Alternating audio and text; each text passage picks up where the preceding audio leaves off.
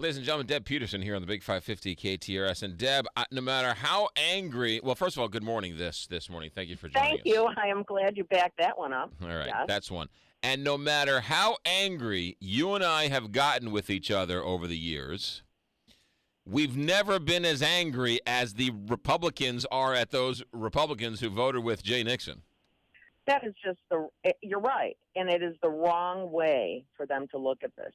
They ought to be grateful that those Republicans saved the state from such a loss of revenue that our educational opportunities here would go even more in the tank. I think Missouri is like 47th in the nation in tax burden on companies. 47th. So this is ridiculous. It was a ridiculous bill. Thank goodness there was no override. I think I have to say. I think we should figure out a way to get Rex Fingsfield to stop spending frivolously. Right? I mean, we need to rein in his spending. I would like Rex Fingsfield and Anthony Weiner to go form a little political party. No, that's a little harsh. Come on. I'm sorry that none of us in the public ever have to hear about them again. He has spent $2 million on this project, he being Rex. He spent, I think it was $6 million last year. None of his initiatives have passed. None of his political initiatives. He's a great guy at chess. He may be a very good guy at making money. His political ideas are deadly for our state. And thankfully, I think when push comes to shove, people seem to realize it. And for Speaker Tim Jones to get up there and keep saying, we're coming back with this, we're going to do this. You know what? Why? You know, we already have a country in which the top 1%, you have 99% of the wealth.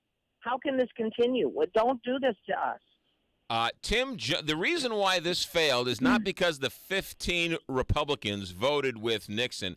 And even though he's threatened to sue me and has yelled at me, I think the fact that Tim Jones is a weak speaker and it's well known that he is not liked in his party, I think that's the reason why this didn't pass.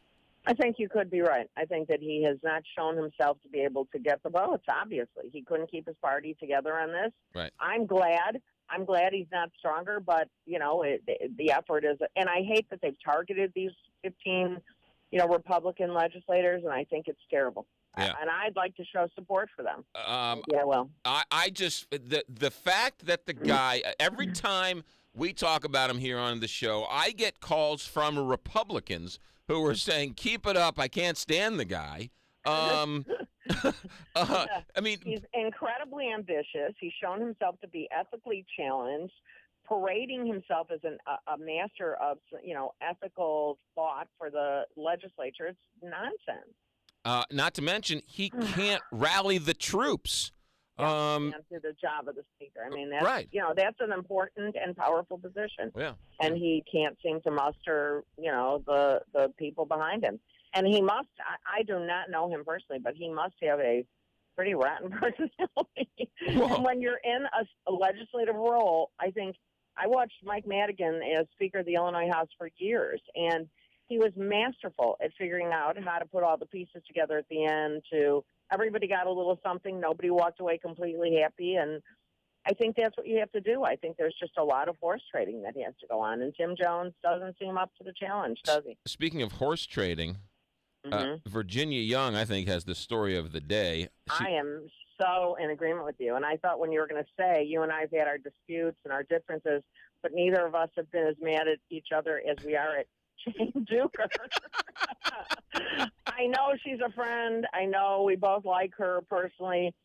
But, so we're talking about Doe Run and Penny Hubbard. We're talking about that Virginia Young's got the wood on the St. Louis Post-Dispatch today, and in the front page story, she says that Penny Hubbard, a Democrat from St. Louis, switched votes. She voted against it. Now she voted in favor of it.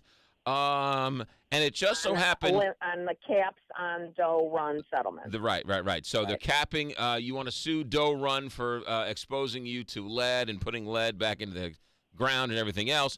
That's capped at $2.5 million. Nixon vetoed it. It was overridden.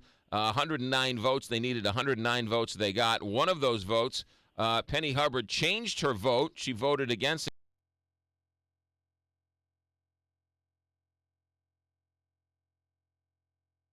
the day before the vote, Doe Run hired her son as a lobbyist.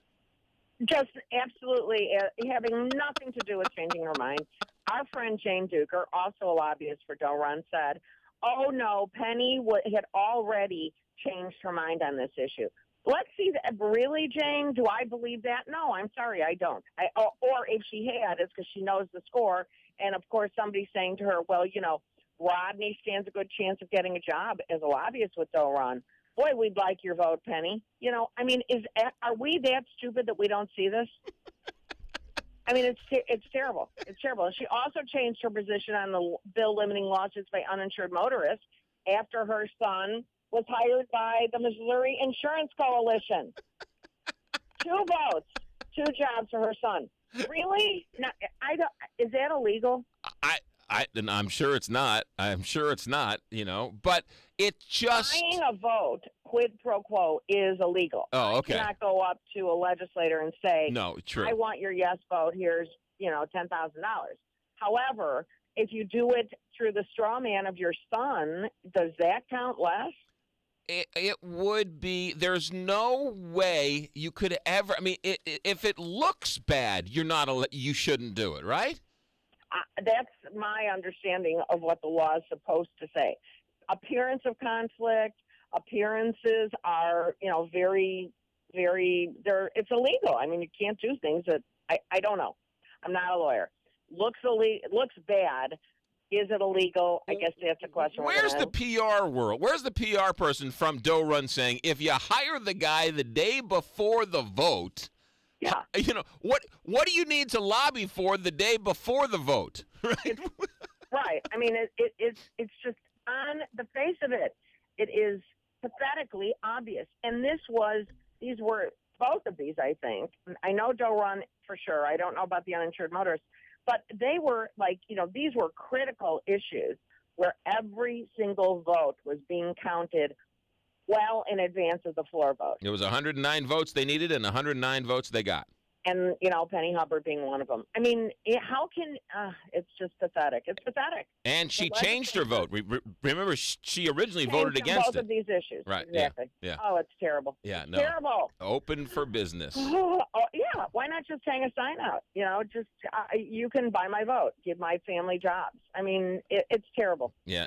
I feel outraged. Not to mention, I believe Tamika Hubbard, who is on the board of aldermen, she was one of the polling places is in her family's community center. Yes. I think you're right. It's not funny. I know, because I actually voted there. Yeah. It is in the community center. Yeah, and there's a giant. And her husband is also a political figure. His name is also Rodney, longtime North St. Louis political power broker, and is leader of the Carr Square Tenant Corporation. There's a giant sign. You walk into this room. There's a giant sign that says Hubbard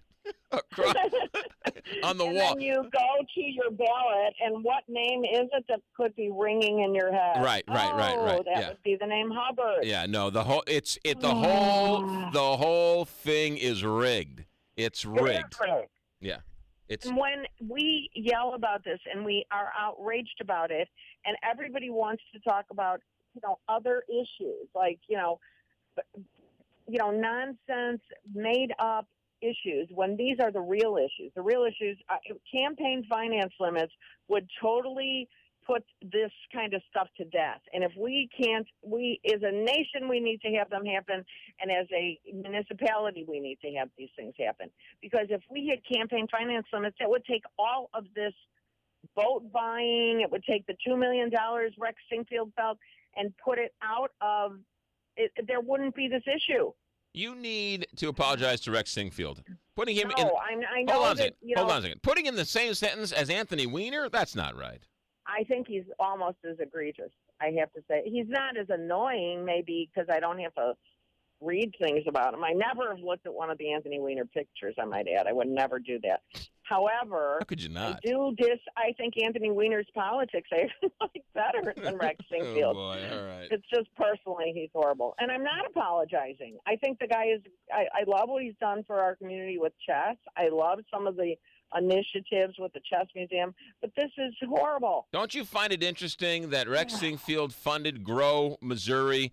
He was worried about jobs going to Texas, and he moved from Texas to Missouri? Wait, I thought he moved from California. Well, but he was in Austin at one point, and then he retired to Missouri. Well, there you go. So, Yeah. I don't know what that means, but he can spread his poison elsewhere. Ladies and And gentlemen. I know, I yes. listened to David Stokes on your show, and seems like a very nice guy.